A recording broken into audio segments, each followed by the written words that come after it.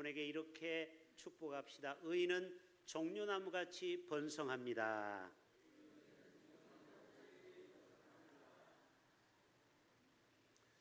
우리 교회 모든 성도님들의 가정과 자녀와 개인의 삶이 정말 오늘 레바논의 백향목같이 또 종려나무같이 그렇게 번성하고 성장하고 흥하는 그러한 축복이 임하기를 간절히 축복합니다.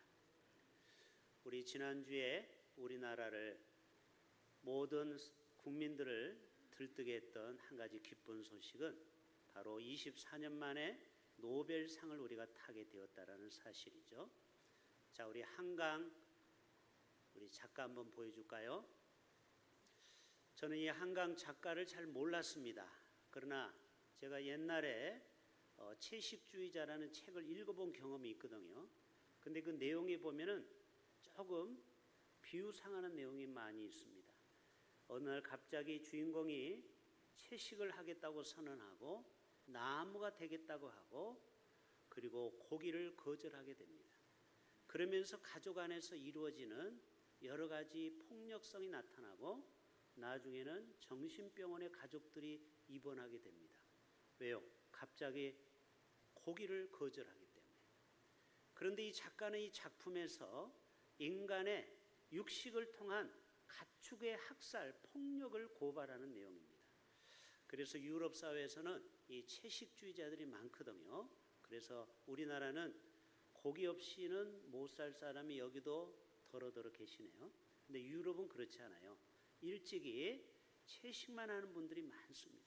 그래서 이 책이 많은 공감대를 형성해서 그동안에는 빛을 못 보았던 작가가 갑자기 노벨상을 받게 돼서 우리나라의 큰 자부심과 또 K컬처 문화를 만방에 떨치게 돼서 얼마나 기쁘고 감사한지 몰라요.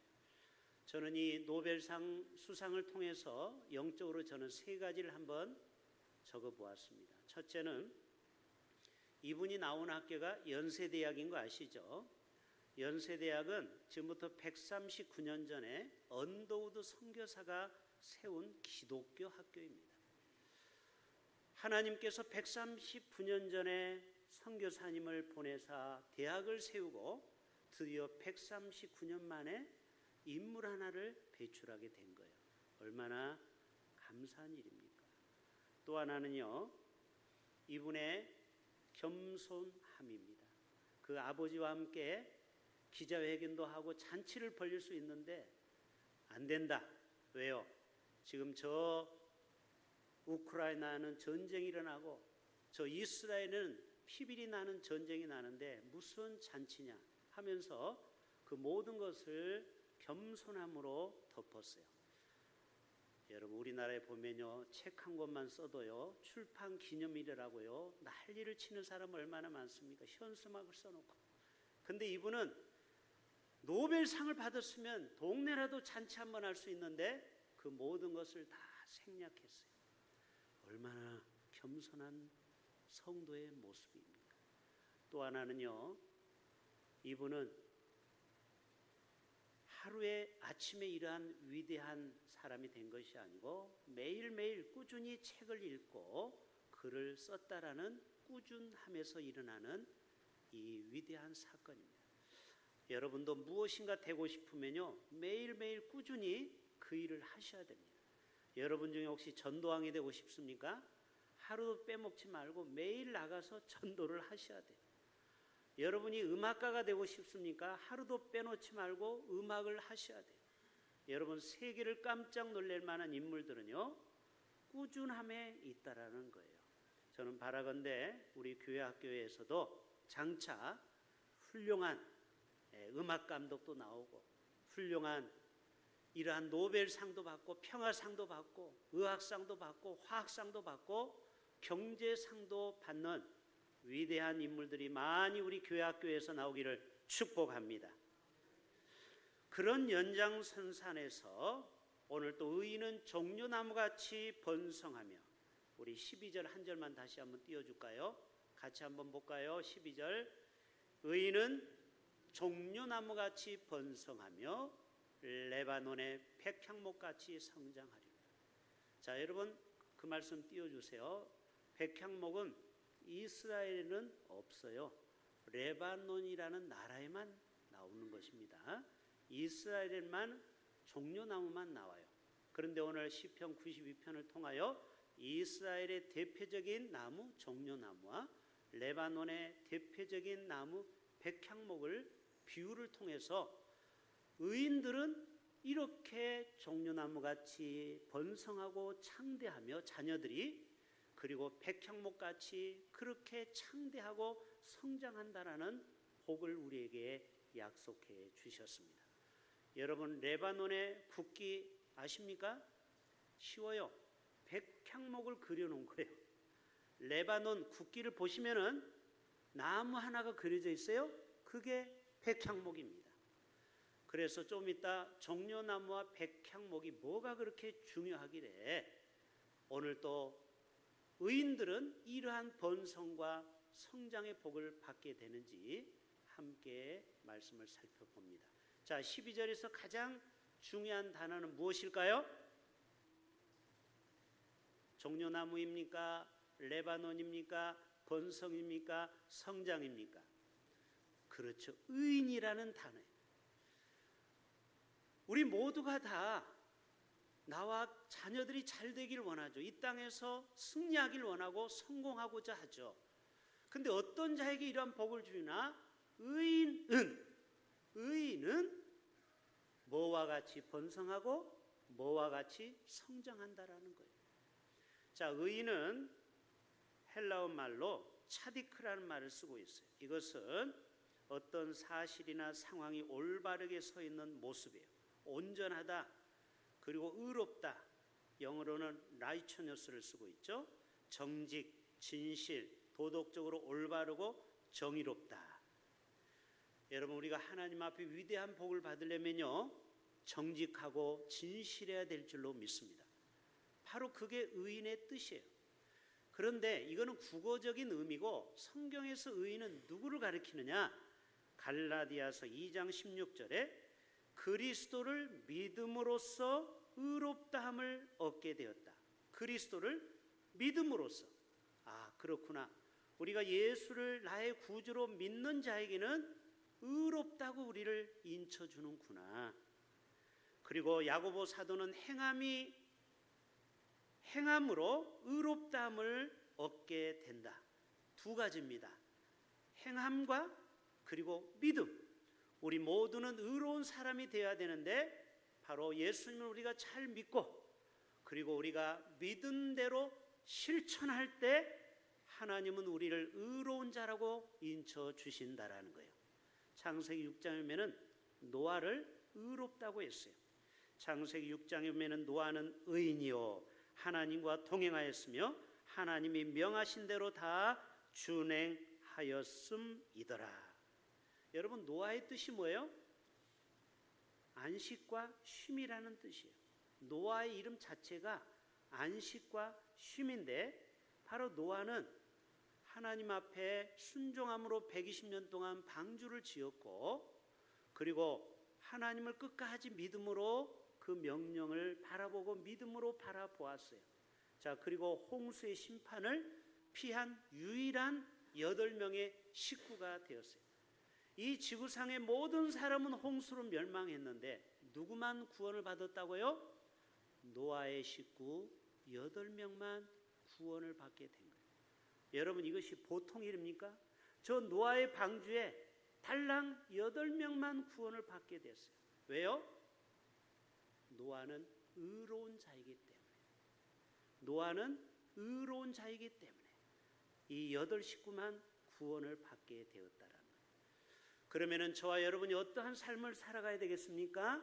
노아처럼 하나님을 경외하고 그리고 하나님의 명령에 우리가 말씀 앞에 순종으로 결단할 때 우리는 레바논의 백향목처럼 오늘 또 종려나무같이 번성하고 성장하는 복을 우리 자자손손 받게 될 줄로 믿습니다.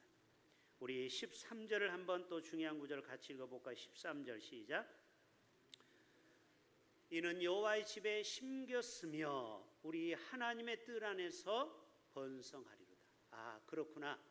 우리가 이 위대한 복을 받기 위해서는 하나님의 집에 내가 심겨져야 되겠구나. 하나님의 뜻 안에서 우리가 자라나야 되겠구나. 그럴 때 우리가 번성하고 성장하는 복을 받게 된다라는 거예요. 요한복음 15장에 보면은 예수님 뭐라고 했어요? 나는 참 포도나무요 너희는 가지니 너희가 내 안에 거하고 내가 너희 안에 거하면 무엇이든지 원하는 대로 구하라 내가 다 시행하리라. 오늘 또 주님 안에 내가 거하는 삶을 살 때 우리 속에 마음의 소원, 어떤 기도의 제목도 하나님 안에서 아름답게 열매로 맺어지게 되는 삶을 살게 될 줄로 믿습니다. 자, 그러면은 종려나무 먼저 살펴보겠습니다. 의인은 종려나무 같이 번성한다고 했는데, 자, 종려나무 한번 보여줘 보세요. 자, 그 전, 이거 말고 그 전 사진, 그 전, 다음 사진, 예. 자, 요게 종려나무인데요. 이 종려나무는 비가 오든 안 오든 사막에서도 뿌리를 50m 내려뜨리면서 번성하고 강인한 생명력을 갖고 있어요. 자, 사막에는 비가 잘 안 오죠. 우기 때 잠깐 오고 끝나요. 1년에 한 50일밖에 안 와요. 그런데 이 나무가 20m까지 자라는 거예요. 번성하는 거예요. 왜 이렇게 자랄까요? 뿌리를 깊이 내리는 거예요. 무려 50m 물을 찾아서 깊이.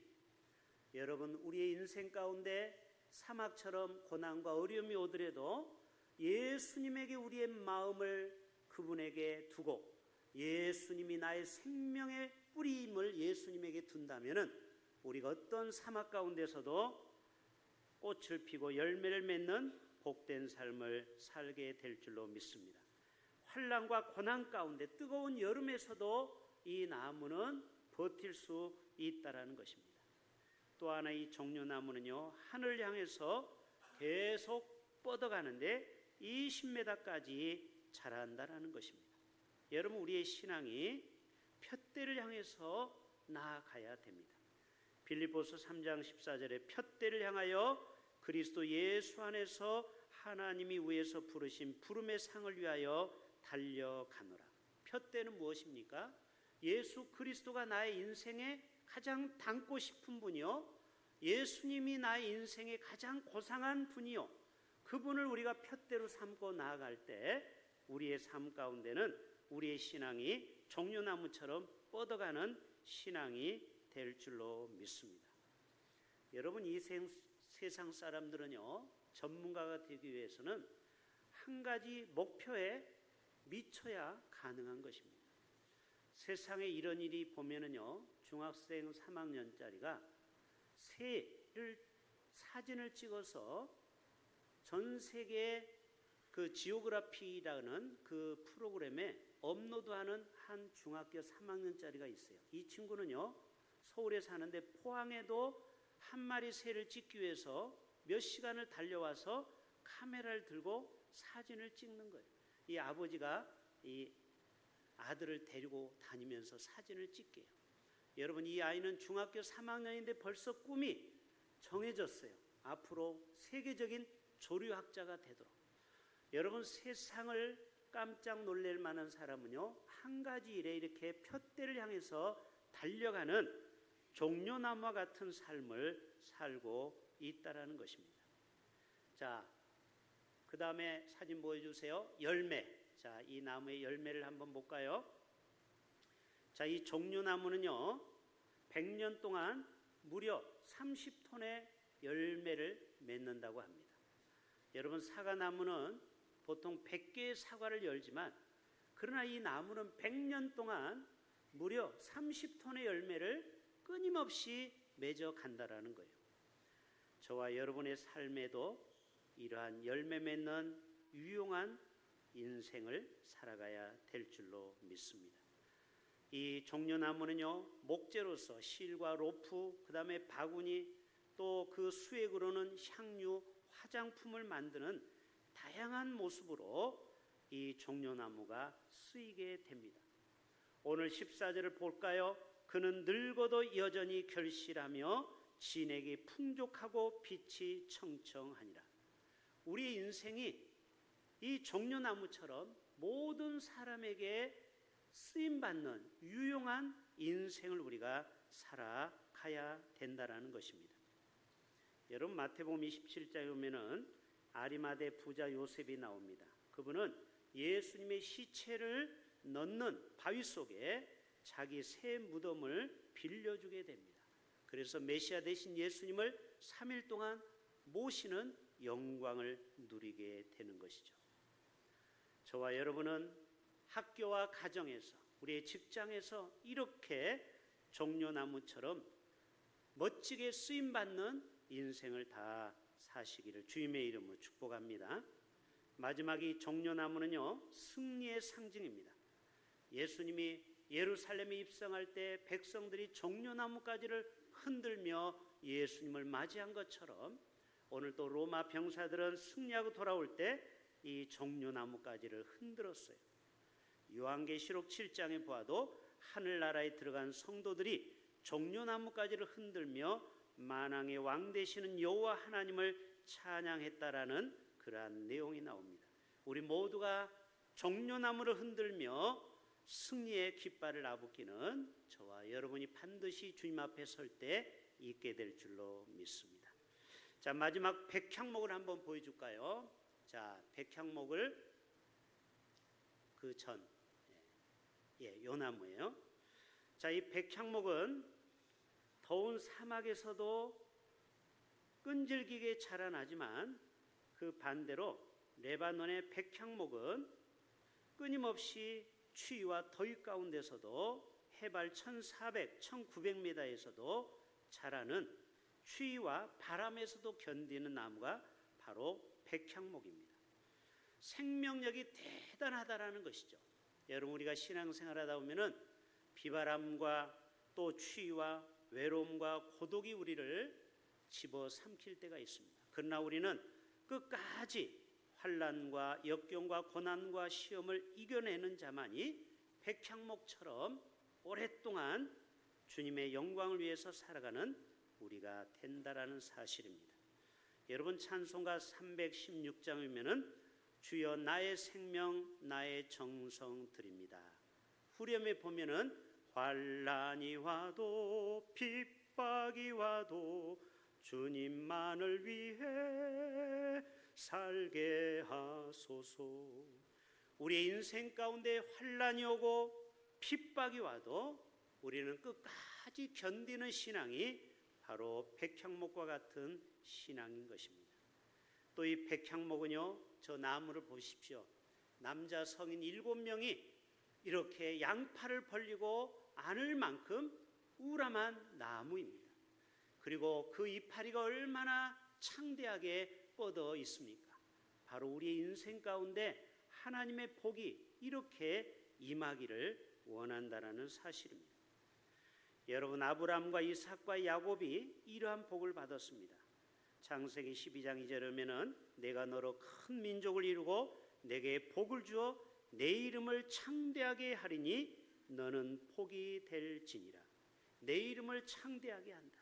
그리고 이삭도 창대하고 왕성하여 마침내 거부가 되어 이삭이 받았던 그 100배의 복이 바로 백향목과 같은 창대한 복을 말씀하고 있습니다. 여러분, 욥기 8장 7절은 잘 아는 말씀이죠. 내 시작은 미약하였으나 내 나중은 심히 뭐하리라? 창대하리라. 오늘도 하나님은 백향목과 같이 우리 성도들의 삶이 비록 지금은 어렵고 힘들어도 창대케 되는 복을 약속해 주셨습니다.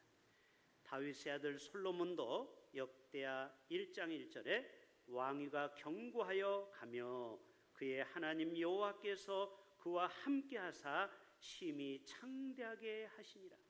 솔로몬에게 주셨던 이 창대의 복, 바로 백향목과 같은 창대한 복이에요. 역대상 11장 9절에도 만군의 여호와께서 함께 계시니 다윗이 점점 강성하여 가니라. 여러분, 다윗이 결국은 승리하는 인생을 살게 되죠. 바로 백향목과 같은 창대한 복을 받게 되는 것입니다. 마지막에 백향목은요, 그 나무가 얼마나 향기로운지 바로 왕궁에서 건축할 때 이 백향목의 나무를 잘라다가 건물을 짓는 것입니다. 여러분, 사람에게는 향기가 있습니다. 그래서 사도 바울은 고린도후서 2장 15절 16절에 우리는 구원받는 자들에게나 망하는 자들에게나 하나님 앞에서 그리스도의 향기니 이 사람에게는 사망으로부터 사망에 이르는 냄새요 저 사람에게는 생명으로부터 생명에 이르는 냄새라 누가 이 일을 감당하리요. 우리에게는 냄새가 있다라는 것, 생명의 냄새와 사망의 냄새. 여러분, 그리스도는 우리에게, 예수를 믿는 자에게는 그리스도의 향기요 그리스도의 편지라고 했죠. 따라서 합시다. 우리는 그리스도의 향기요 편지입니다. 나의 말과 행동에서 향기가 나와야 되고 그리스도의 편지로 모든 사람에게 보여줘야 한다는 것이죠. 이 백향목은요, 향기도 나면서 그 단단함이 대단합니다. 그래서 저와 여러분의 믿음도 백향목처럼 흔들리지 말고 단단해지는 저와 여러분이 되어야 합니다. 시편 62편 6절에 오직 그만이 나의 반석이시오 나의 구원이시오 나의 요새시니 내가 흔들리지 아니하리로다. 데살로니가전서 3장 3절에 아무도 이 여러 환난 중에 흔들리지 않게 하려 함이라 우리가 이것을 위하여 세움받을 줄을 너희가 친히 알리라. 고린도전서 15장 58절에 그러므로 내 사랑하는 형제들아 견실하며 흔들리지 말고 항상 주의 일에 더욱 힘쓰는 자들이 되라. 이는 너희 수고가 주 안에서 헛되지 않은 줄 알미라. 우리가 교회 일을 하다 보면은요, 교회 일을 할 때 힘들고 어려울 때 왜 내가 이 일을 해야 되나, 그리고 이것을 누가 알아주나 하면서 우리 스스로 속상해할 때가 있어요. 그러나 여러분, 이런 것에 우리는 절대 흔들려서는 안 되는 것입니다. 여러분, 하나님은 우리의 모든 일거수일투족을 보시고 판단하시고 상 줄 자를 찾으시는 줄로 믿습니다. 오늘도 백향목처럼 흔들리지 않는 단단한 신앙, 작은 일에 부하내동하는 그러한 신앙이 아닌 저와 여러분이 된다면 반드시 종려나무같이 번성하며 백향목같이 창대하는 성장하는 복을 다 받게 될 줄로 믿습니다. 하나님